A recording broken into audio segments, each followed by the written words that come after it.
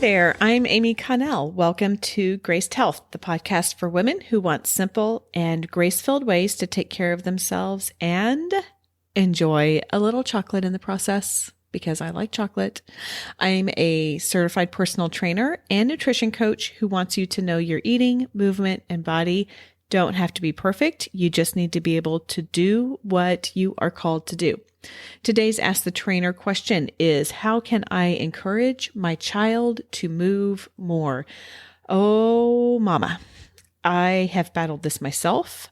I have friends who really struggle with this, with what's the balance between getting my kid to move, but then just pushing him into something that they don't want to do or that they resent me. It is a hard balance. I hear you. I am with you. It's something that we have struggled with in various levels with our children, throughout their lives. Now that they're in high school, they kind of seem to have found their things and what they like to do, but it's hard. And it's hard to know how to get your child to move more.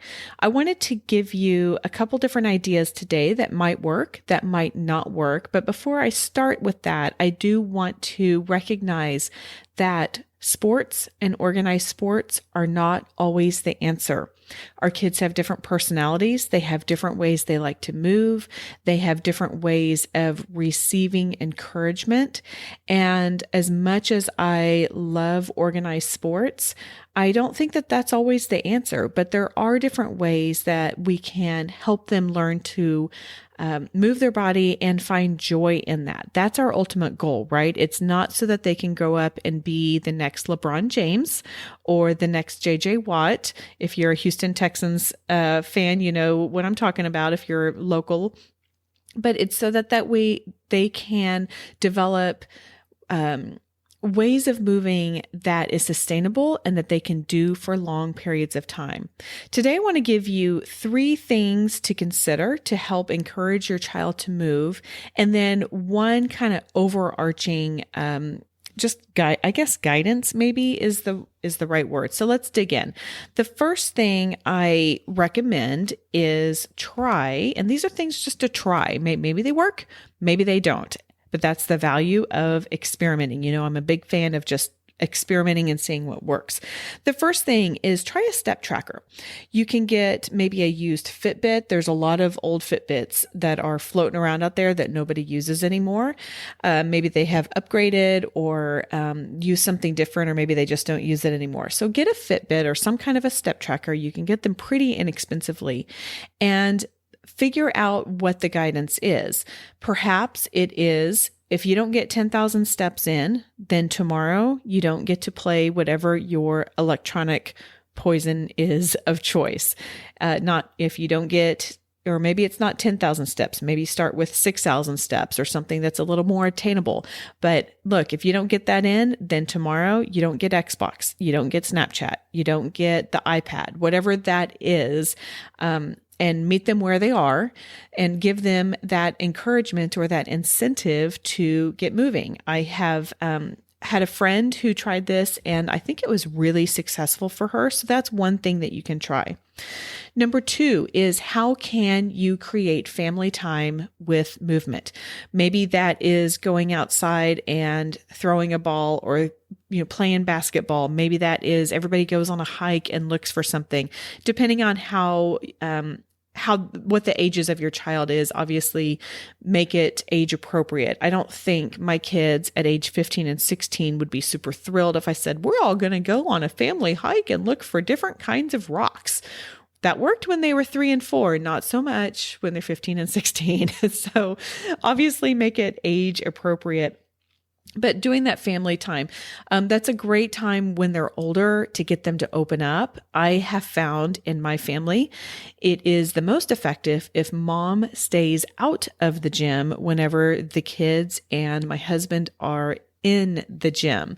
Having 2-on-1 seems to make them clam up, but if we can get one parent to the child, then they'll kind of open up a little bit more.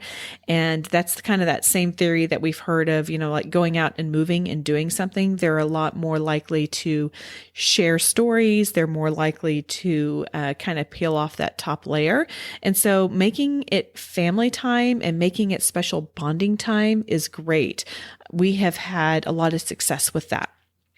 And then the third suggestion I have is sign up for a race. Now, this does not mean let's go run as fast as we can. Maybe it means showing up and just volunteering or being a part of it, or whenever we get back to races, because I'm filming this in 2020, but maybe it's just handing out water in the middle of a race. And if you have kids who think it's kind of fun to get grimy and gross, then go to a water station because they will get soaked with water from all of the runners. I am a huge fan of the race environment. I did a blog post on this. I'll try and attach that below or link to it below. But I am such a huge fan of the energy, the excitement, the encouragement of races. I've never been in one that I was like, that stunk. I mean, I always come off on such a high, and just exposing them to that environment might be an incentive to get moving. If they are ready for it, maybe you say, hey, let's sign up for a 5K. I recommend not doing anything longer than a 5K unless they are driving it themselves, and particularly at the high school level. I just don't think that they need to be moving more than that.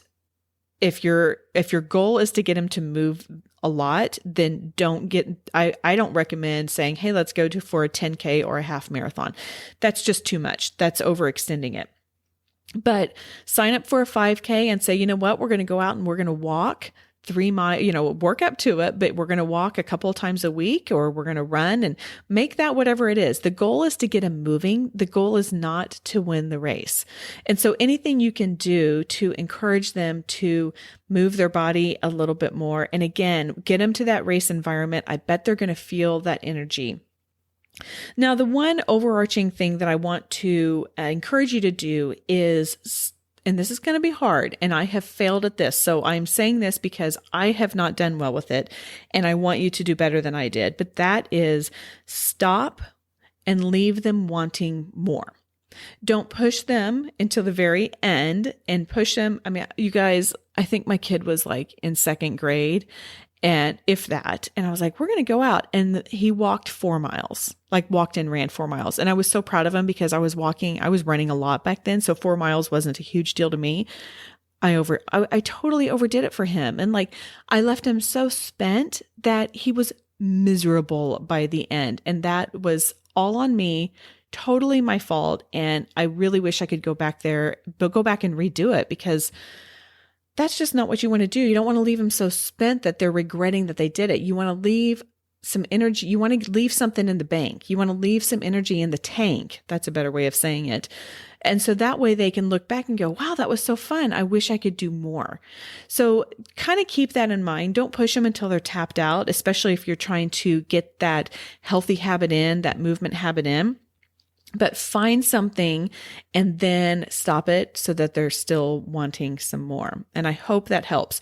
Hey, if you have had success in this, I would love for you to go over to the Graced Health Podcast Facebook group and let us know how you've gotten your child to move, because this is something that a lot of parents really struggle with. And I think that you guys probably have some great ideas beyond this, and I would love to hear what's worked for you. So go over there. Okay, that is all for today. Go out there and have a graced day.